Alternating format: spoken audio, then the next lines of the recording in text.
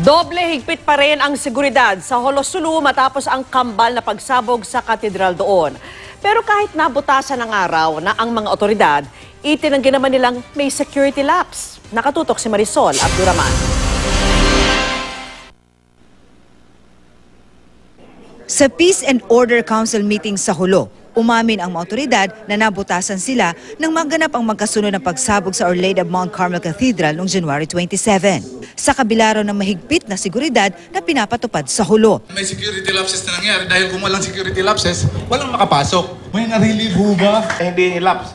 Kasi namatay mismo yung sundalo na nagagwardya doon. We call it security breach.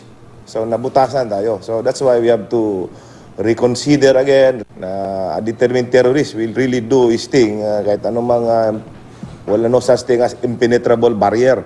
Hawak na ng Sulu PNP ang 5 suspect na sinasabing kasama sa pagplano at pagpapatupad ng pagsabog. Tinutugis pa raw ang may 14 na kasamahan ng mga terorista. Kaya kahit itinuturing na sarado na ang kaso, hindi pa raw ito tapos. Meron din tayong mga circumstantial evidence. Aside from that, we do have a strong case against him. Gayunman, nananatiling mahigpit ang seguridad dito sa Holosulu.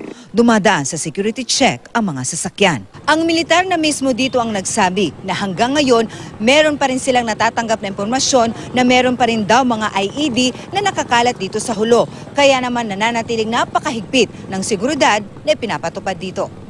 Hindi natin pwedeng sabihin wala na.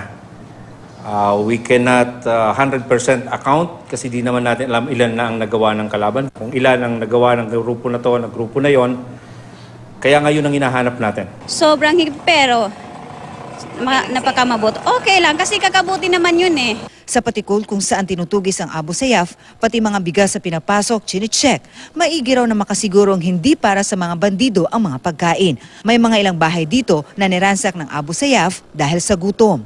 Nung nag-lockdown tayo sa Metro Jolo, so na-regulate yung pasok ng bigas doon sa kanila. Mula rito sa Holosulu, Marisol Abduraman, Nakatuto, 24 Oras.